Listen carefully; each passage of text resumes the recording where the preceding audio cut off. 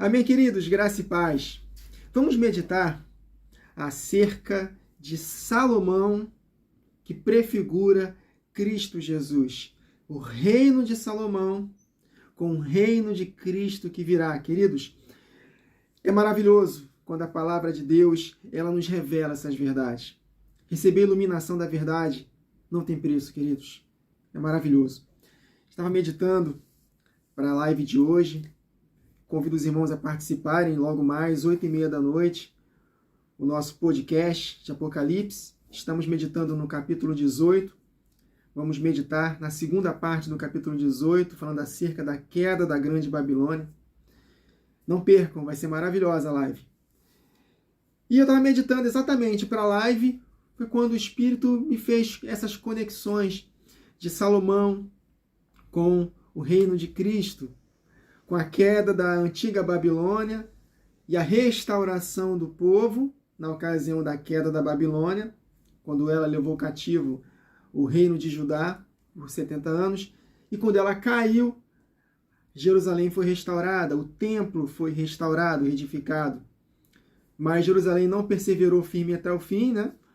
E tanto que Jesus, ele chora por Jerusalém antes da sua morte, mas haverá uma restauração definitiva da Jerusalém, não somente a terrena, mas principalmente a celestial, na ocasião da volta de Jesus, quando a grande Babilônia definitivamente cair.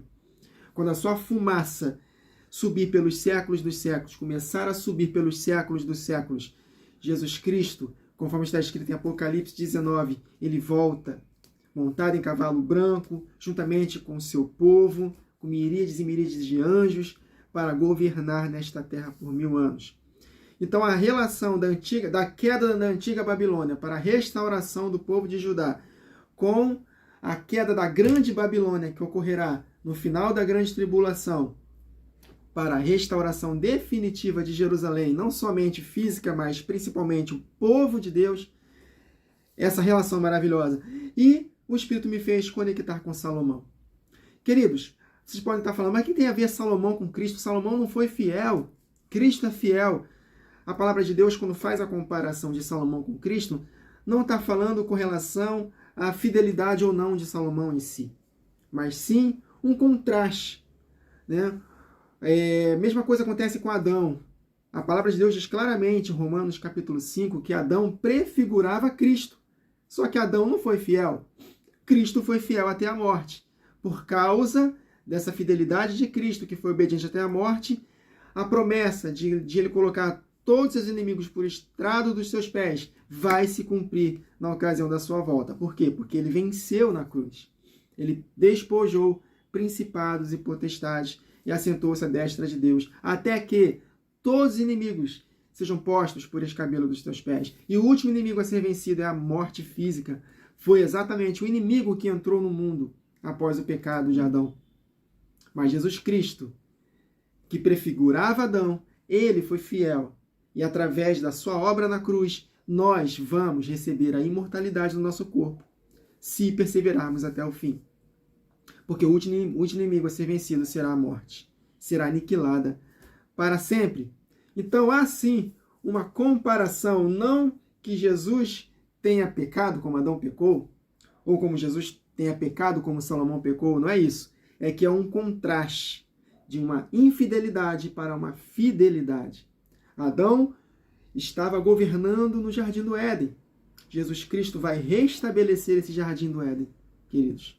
E essa terra toda se encherá do conhecimento da glória de Deus, e ele vai reinar nesta terra. Da mesma forma, Salomão, o seu significado é Shalom, Shalomon, ou seja, paz, um reino de paz. Da mesma forma, Jesus Cristo, quando voltar, ele vai estabelecer o seu reino de paz. Olha só que comparação maravilhosa. Na época de Salomão, até anotei o texto aqui, 1 Reis, capítulo 4, está escrito, 1 Reis, capítulo 4, verso 34. De todos os povos vinha gente a ouvir a sabedoria de Salomão, e também enviaram de todos os reis da terra que tinham ouvido da sua sabedoria. Todos os reis da terra iam ter com Salomão para ouvir da sua sabedoria, ou seja, para ouvir da palavra de Deus. E na ocasião do milênio, quando Jesus se assentar no seu trono, Zacarias, capítulo 14, está escrito, a partir do verso 16, todos os que restarem de todas as nações que vierem contra Jerusalém subirão de ano em ano para adorar o Rei, o Senhor dos Exércitos, e para celebrar a festa dos tabernáculos, no milênio. Se alguma das, olha o detalhe, famílias da terra não subir a Jerusalém para adorar o rei, da mesma forma que acontecia com Salomão aqui, quando ele não tinha caído, 1 Reis 4:34, de todos os povos vinha gente a ouvir a sabedoria de Salomão, e também enviados de todos os reis da terra que tinham ouvido da sua sabedoria. E nós sabemos que a sabedoria de Deus é quem? Cristo Jesus, a sua palavra revelada, queridos. Está escrito em Isaías que de Sião sairá a lei. Ou seja, no milênio, o conhecimento se encherá por toda a terra, assim como as águas cobrem o mar. Quer ver outra conexão de Salomão com Cristo? Olha só que interessante. A rainha de Sabá, quando visitou Salomão, ela ficou maravilhada. Olha só, no verso 4. Vendo, pois, a rainha de Sabá toda a sabedoria de Salomão e a casa que edificara, olha aí, a casa do Senhor está sendo construída, queridos. Ela está sendo edificada.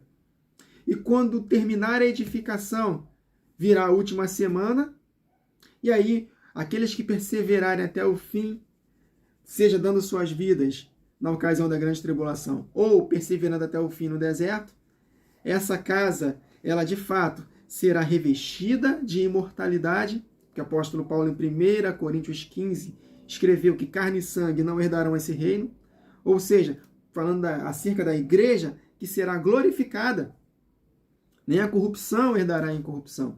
Então essa casa será edificada, que é a igreja do Senhor Jesus, gloriosa, triunfante com ele. Então, vendo, pois, a rainha de Sabá, que é uma figura das nações que restarão, olha só que interessante, né? De povos que não terão seus corpos glorificados, mas que adentrarão o milênio por não aceitarem a marca da besta, por ajudarem os santos na primeira metade da última semana, né? Aquela passagem de Mateus 25, vinde benditos de meu Pai, possuí por herança o reino que vos está preparado desde a fundação do mundo, não está falando para a igreja, está falando para as nações que restarão. Porque Jesus fala, vocês fizeram bem aos meus pequeninos. Que pequeninos são esses? A igreja glorificada com Cristo. Então as nações, elas adentrarão o reino milenar. O reino milenar vai ter pessoas que vão casar, dar-se em casamento, pessoas que vão morrer. Está escrito lá, quem morrer até 100 anos estará em maldição, ou seja, haverá longevidade, mas haverá morte, haverá possibilidade de pecados também, tanto que no final do milênio Satanás será solto e vai enganar milhares de pessoas para a última batalha, Gog e Magog. Ou seja, isso nos diz que no milênio vai haver nações que não terão seus corpos glorificados e que terão que ouvir a sabedoria do Salomão verdadeiro, que é Jesus, para terem vida. Esse texto que lemos aqui de Zacarias 14 é prova viva disso. Então, a rainha de Sabá, que prefigura essas nações que restarão, vendo a sabedoria de Salomão e a casa que edificara, olha aí, a casa, né?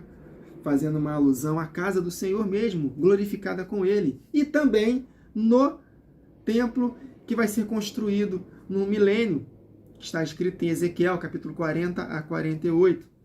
Então, vendo toda essa formosura e a comida da sua mesa, olha só, a comida, olha aí, as bodas do Cordeiro, o banquete maravilhoso, queridos, que vamos participar no milênio. E ela vendo a comida da sua mesa e o lugar dos seus oficiais, ou seja, cada um de nós teremos um patamar de hierarquia no reino. Uns governarão por 10 cidades, outros por 5, outros por 2 cidades. Haverá níveis de galardão diferenciado no milênio. Então, ela vendo também os seus oficiais e o serviço dos seus criados. Olha aí, a igreja trabalhando com Cristo, sacerdotando as nações. Olha só que interessante. Os seus copeiros o holocausto que oferecia na casa do Senhor ficou como fora de si. Vou ler de novo aqui. 1 Reis 10, versos 4 e 5. Vendo, pois, a rainha de Sabá toda a sabedoria de Salomão e a casa que edificara, e a comida da sua mesa, e o lugar dos seus oficiais, o serviço dos seus criados, olha o que eu pulei aqui, e os trajes deles, olha só, queridos, os trajes. Olha que coisa tremenda, queridos. Seremos revestidos de imortalidade. Trajes reais. Olha só que coisa tremenda. Olha como prefigura, né, o reino de Salomão com o reino de Cristo. Mas, infelizmente, Salomão não foi fiel. E por causa da infidelidade de Salomão, o rei de Tiro entrou em cena. Vamos ler aqui Ezequiel, capítulo 26. Olha só como está escrito aqui. No 10º ano, do 1º dia do mês, veio a mim a palavra do Senhor, dizendo: Filho do homem, visto que Tiro, olha aí, Tiro tem tudo a ver, queridos, com a grande Babilônia. É o que vamos meditar hoje no podcast. Apocalipse 18 fala dos mercadores, das mercadorias. Ali abrange muitos contextos. Contexto espiritual, contexto econômico, político e por aí vai. Mas aqui, no que aconteceu no passado, por causa da infidelidade de Salomão, ao invés das nações irem para ouvir a sabedoria dele, que é a palavra de Cristo, que é Jesus, se revelando, eles foram ouvir a sabedoria de Satanás. Se é que eu posso dizer sabedoria, nem mesmo entre aspas, mas o engano de Satanás, prefigurado no rei de Tiro. E ele diz isso aqui, está escrito isso em Ezequiel 26. No 10º ano, no 1º dia do mês, veio a minha palavra do Senhor dizendo: Filho do homem, visto que Tiro disse no tocante a Jerusalém, bem feito, está quebrada a porta dos povos. Olha aí, a porta dos povos foi quebrada, porque Salomão, ele se prostituiu com outros deuses, queridos.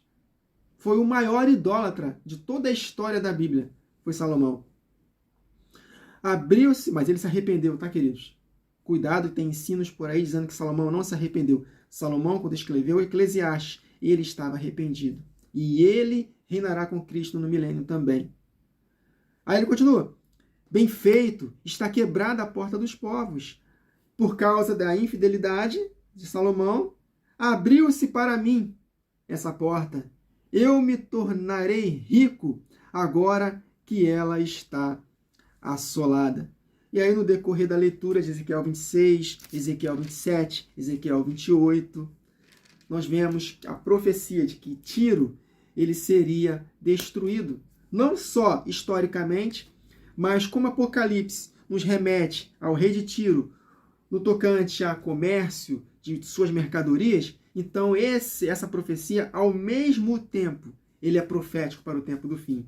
Quando, de fato, quando o anticristo tomar conta dessa grande Babilônia, colocar a grande Babilônia fora do seu lugar, pisar, destruir a Babilônia, para poder possuir todos os reinos, e aí sim, no final da grande tribulação, quando a grande Babilônia ser totalmente destruída por Jesus Cristo, através do envio das 7 taças da ira de Deus, e a ira definitiva, né? Então, quando tudo isso acontecer, queridos, aí sim, a igreja será restaurada. Jerusalém será restaurada.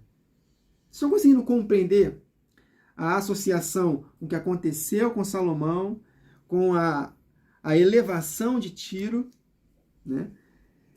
E a queda de Tiro, e mais para frente também, se eu não me engano, no final do capítulo 28, a queda também de outra cidade que fez mercadorias, mercadejou com o mundo, Sidom. Então, vamos lá.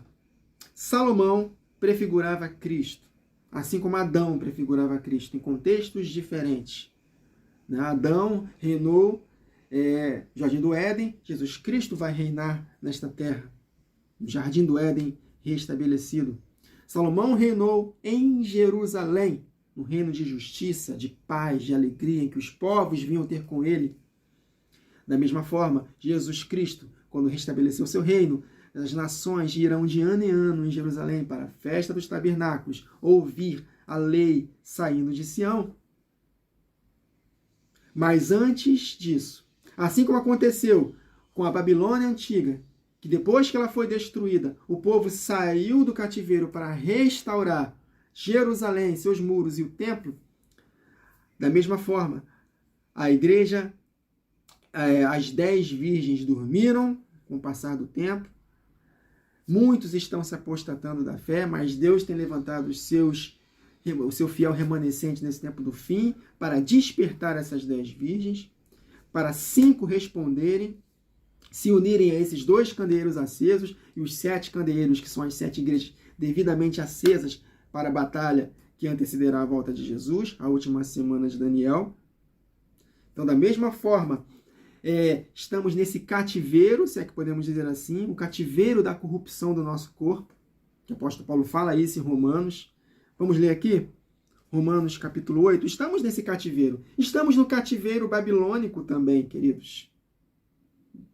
Da mesma forma que a Babilônia antiga foi derrubada para a restauração de Jerusalém, essa grande Babilônia que nos mantém cativas.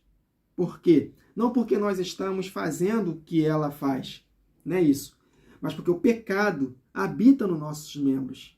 Por isso que o apóstolo Paulo fala: miserável homem que sou, quem me libertará do corpo sujeito a esta morte? Essa é uma espécie de cativeiro. Cativeiro, queridos, do pecado que tenazmente nos assedia. Nós temos a capacitação, pela graça de Jesus, de vencermos as inclinações da carne, mas ainda estamos sujeitos a ela. Por isso que há uma luta constante da carne com o espírito, do espírito contra a carne. E se nós vencermos essa luta com Cristo Jesus, fazendo nosso deverzinho de casa, meditando na palavra, orando em todo o tempo, aí nós vamos alcançar a gloriosa liberdade dos filhos de Deus. Romanos 8:18. Porque para mim tenho por certo que as aflições do tempo presente não podem ser comparados com a glória que há de ser revelada em nós. Coloque em mente o cativeiro da Babilônia. Quando a Babilônia antiga caiu, o povo foi restaurado. E quando a grande Babilônia cair definitivamente, nós seremos restaurados para a nossa Jerusalém. A Jerusalém que Cristo vai voltar, vai reinar de Jerusalém para todas as nações, e nós teremos a gloriosa liberdade, ou seja, livres da sedução do pecado, livres da possibilidade de pecar, livres dessa luta contra o pecado, e teremos a imortalidade do nosso corpo, queridos. Ele continua. A ardente expectativa da criação aguarda a revelação dos filhos de Deus. Da mesma forma que a rainha de Sabá, que prefigurava as nações, ficou perplexa, então as nações, queridos, elas aguardam essa gloriosa liberdade que Salomão perdeu, mas Cristo vai restaurar. Então essas nações que vão ouvir da sabedoria de Cristo, o verdadeiro Salomão, ela não vê a hora dessa liberdade para ouvir a lei do Senhor e se encher do conhecimento de Deus.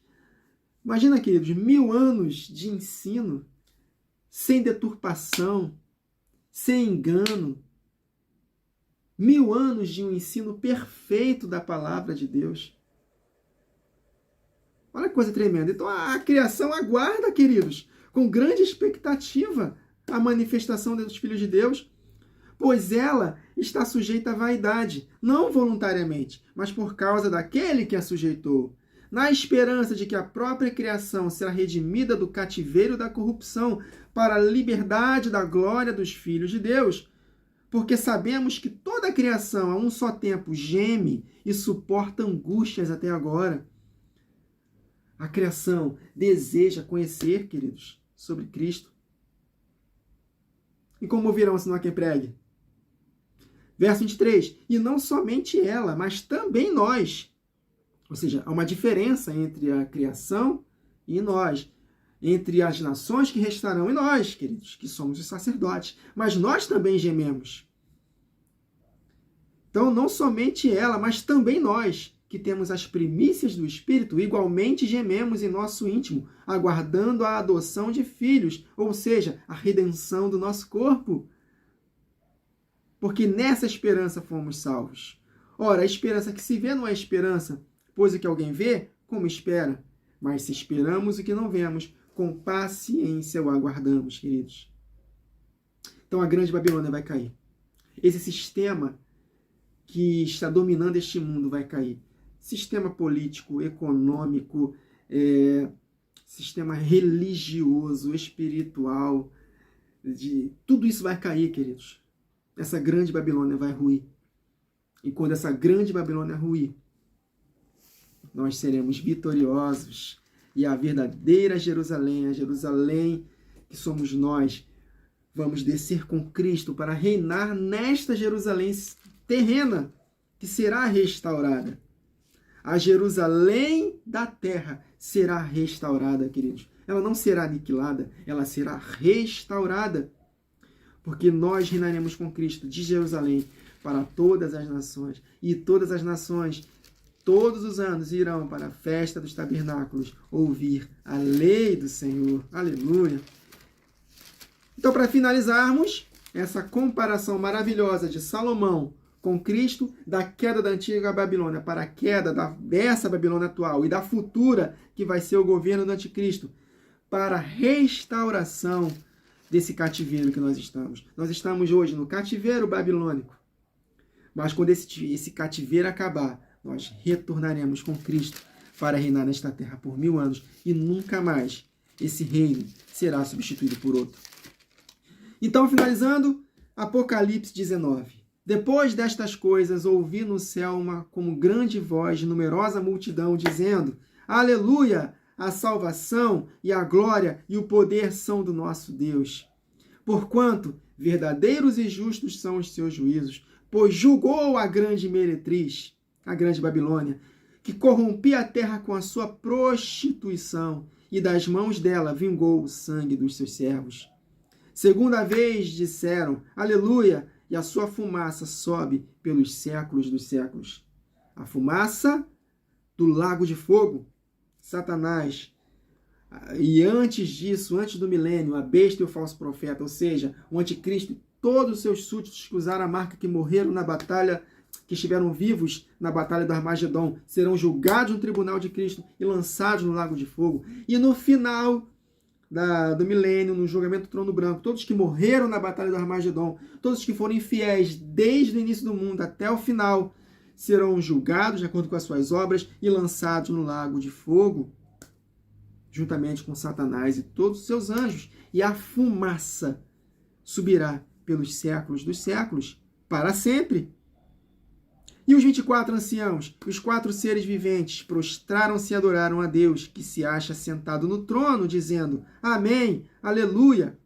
Saiu uma voz do trono, exclamando: Dai louvores ao nosso Deus, todos os seus servos, os que temeis, os pequenos e grandes. Então ouvi uma voz como de numerosa multidão, como de muitas águas, e como de fortes trovões, dizendo: Aleluia, pois reina o Senhor, o verdadeiro Salomão. O Senhor que é mais sábio que Salomão, e a sua igreja com ele, mais sábio que Salomão. Olha só, pois reina o Senhor, nosso Deus Todo-Poderoso. Alegremo-nos e exultemo-nos, e demo-lhes glória, porque são chegadas as bodas do Cordeiro, cuja esposa a si mesma já se ataviou. E no verso 11, viu o céu aberto, e eis um cavalo branco. O seu cavaleiro se chama Fiel e Verdadeiro, e julga e peleja com justiça. Os seus olhos são chama de fogo. Na sua cabeça há muitos diademas. Tem um nome escrito que ninguém conhece, senão ele mesmo. Está vestido com um manto tinto de sangue. Ou seja, porque ele vai destruir a grande Babilônia e vai matar muitos dos seus súditos. Vinde, comei carnes de reis. Olha aí. Então o lagar da ira de Deus vai ser forte sobre a grande Babilônia e vai haver muita matança, queridos. Por isso que o teu manto, o manto de Jesus, estará como tinto de sangue, por causa da matança que vai haver na ocasião da sua volta. E seguiam-nos exércitos que há no céu, montados em cavalos brancos, queridos. Olha aí. Com vestiduras de linho finíssimo. Olha aí. As vestes que a rainha de Sabá se encantou quando viu os servos de Salomão, os súditos do reinado de Salomão, com trajes maravilhosas. Olha aí, queridos. Olha as conexões. O banquete, olha aí, as bodas do Cordeiro, a sabedoria que virá dos lábios do Senhor Jesus e dos seus santos, queridos, que nós vamos sacerdotar as nações. Sai de sua boca uma espada afiada, para com ela ferir as nações. Olha aí, queridos. Na ocasião da sua volta, Grande Babilônia está envolvida nessas nações que serão feridas. A Grande Babilônia são todas as nações que se corromperam, que não amaram a palavra de Deus, mas se deleitaram na injustiça. E aí ele continua, e ele mesmo as regerá com cetro de ferro, os que restarem, e pessoalmente pisa o lagar do vinho do furor da ira de Deus Todo-Poderoso, por isso que suas vestes estarão cingidas de sangue. Tem no seu manto e na sua coxa um nome escrito, Rei dos Reis e Senhor dos Senhores. Então, queridos,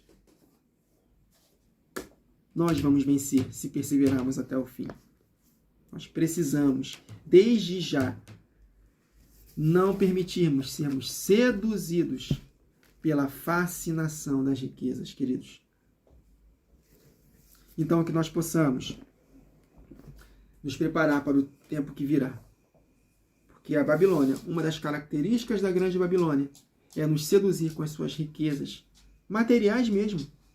Por isso que o apóstolo Paulo, em 1 Timóteo 6, fala que os que querem ficar ricos vão cair em ciladas, vão sofrer. Por quê? Porque vão usar a marca da besta.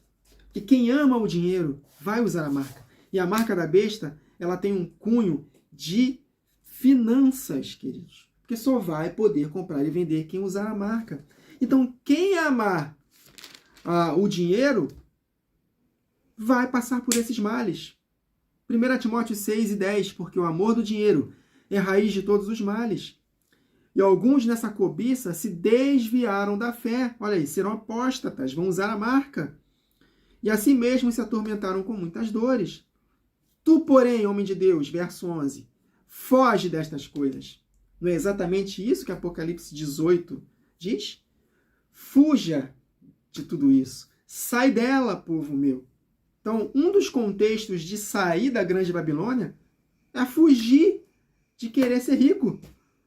É fugir da teologia da prosperidade, que é um mensageiro de Satanás, que está nos marcando aos poucos para que nós amemos as coisas deste mundo. E no dia do vamos ver, e aí nós vamos aceitar a marca. Por quê? Porque nós amamos o dinheiro.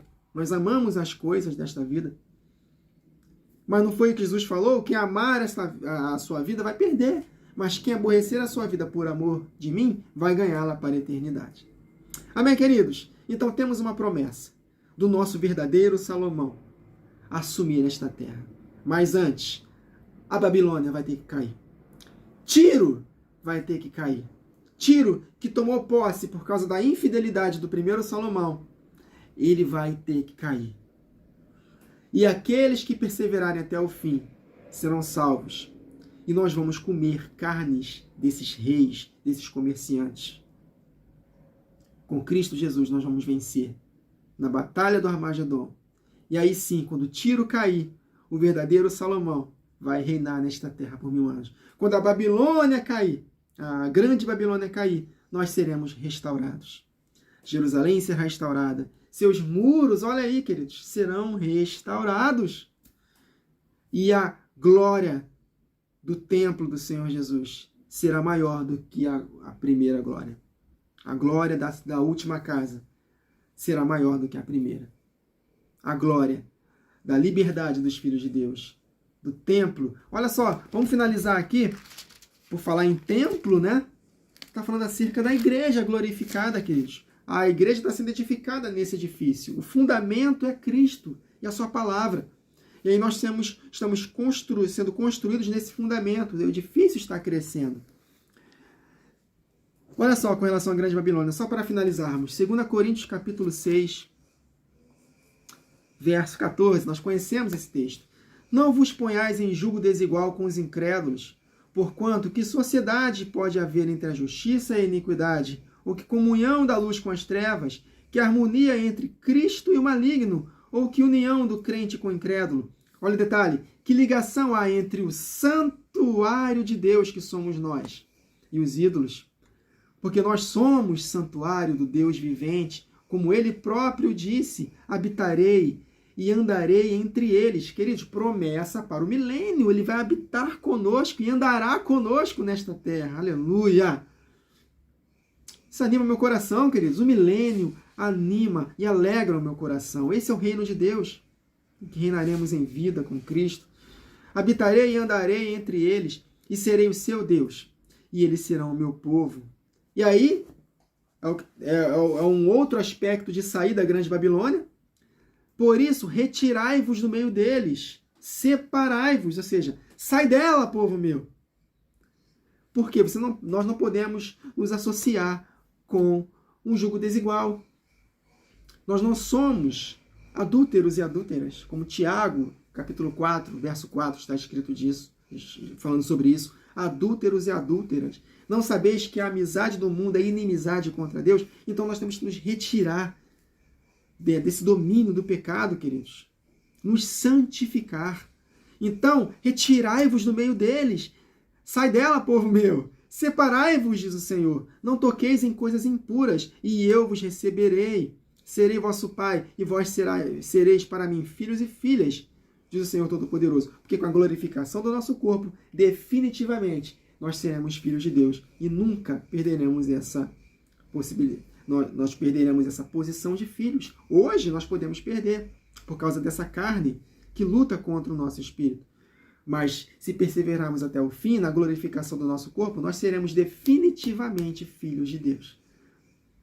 Aí no capítulo 7, dentro do mesmo contexto, de 2 Coríntios, tendo, pois, ó amados, tais promessas, purifiquemo-nos de toda impureza, tanto da carne como do espírito, aperfeiçoando a nossa santidade no temor do Senhor. Então, esse santuário, ele vai ser restaurado na ocasião da volta de Jesus. Mas, para que nós possamos ter nossos corpos restaurados, nós temos que nos purificar de toda imundícia, tanto do corpo quanto do espírito. 1 João 3, está escrito que nós temos a promessa. Olha só, 1 João 3, verso 2. Amados, agora somos filhos de Deus, e ainda não se manifestou o que haveremos de ser. Saberemos que quando ele se manifestar, na ocasião da sua volta, seremos semelhantes a ele, porque o haveremos de vê-lo como ele é. Está vendo? Como se conecta com Hebreus 12, 14. Sem santificação ninguém verá o Senhor como ele é, com os corpos glorificados. E a si mesmo se purifica todo o que nele tem esta esperança, assim como ele é puro. Então, se quisermos de fato sermos santuários definitivos de Deus, filhos definitivos de Deus, caminhar com o Senhor Jesus nesta terra, nós devemos nos separar do pecado, nos separar do amor ao dinheiro. Amém, queridos? Então é a palavra de Deus, nos orientando, nos ensinando, nos preparando para os tempos que virão. Se quisermos vencer a grande Babilônia, nós temos que sair dela, para não sermos cúmplices dos seus flagelos. Então, a teologia da prosperidade não nos prepara, pelo contrário, está nos marcando aos poucos para que aceitemos a marca da besta, porque amamos o dinheiro. O relativismo nas igrejas, que Deus ama a todos, não importa o que nós façamos, Deus nos ama. Não importa se você é gay, se não é, se você é adúltero ou não, se divorciou várias vezes ou não, se você ama teu irmão ou não, se você guarda mágoas ou não, não importa. O importa é que Deus te amou, Ele te ama, Ele deu sua vida. Não importa, não é por obras a salvação, então não importa o que você faça. Se Deus te escolheu, Ele vai te salvar, porque você é o eleito queridinho dele. E por aí vai, queridos. Ensinos deturpados dentro das igrejas, que também fazem parte da grande Babilônia. Lobos vorazes que se levantaram do meio de nós, nos fazendo comércio. Olha aí, 2 Pedro, capítulo 2, falando acerca dos falsos apóstolos, dos falsos profetas, dos falsos mestres, dos lobos, fazem de nós comércio. Olha aí, o mesmo comércio da grande Babilônia. Porque o comércio da Grande Babilônia não envolve somente dinheiro, coisas, mas envolve também comércio de vidas. Então nós temos que sair de tudo isso. Mas graças a Deus, porque os seus mandamentos, Salmo 119, nos tornam mais sábios que os nossos inimigos. Desde que eu tenha esses mandamentos sempre comigo, sempre contigo. Então se encha da palavra de Deus, que ela vai te dar discernimento e vai fazer você estar sempre acima dos seus inimigos. Os inimigos são astutos, eles são ardilosos. Não devemos ignorar os ardis de Satanás, mas quem está cheio da sabedoria de Cristo discerne todas as coisas e nos fazem mais sábios do que os nossos adversários. Eles vão fazer estratégias muito inteligentes para poder nos afastar. Mas se nós estivermos cheios da palavra, os mandamentos do Senhor nos farão mais sábios do que os nossos inimigos e nós venceremos com Cristo. Em o nome dele, em o nome de Jesus, nome acima de todo nome que está dentro de nós. Amém, queridos? Então, mais uma vez, não percam a live de logo mais, às 8h30. Eu, o irmão Ricardo Maciel, o irmão Wagner Olmos, nós vamos tratar acerca dessa grande Babilônia, focando nos comerciantes e no comércio. Amém, queridos? Vai ser uma live maravilhosa, não percam, tá bom? Então que o Senhor nos abençoe. Até lá!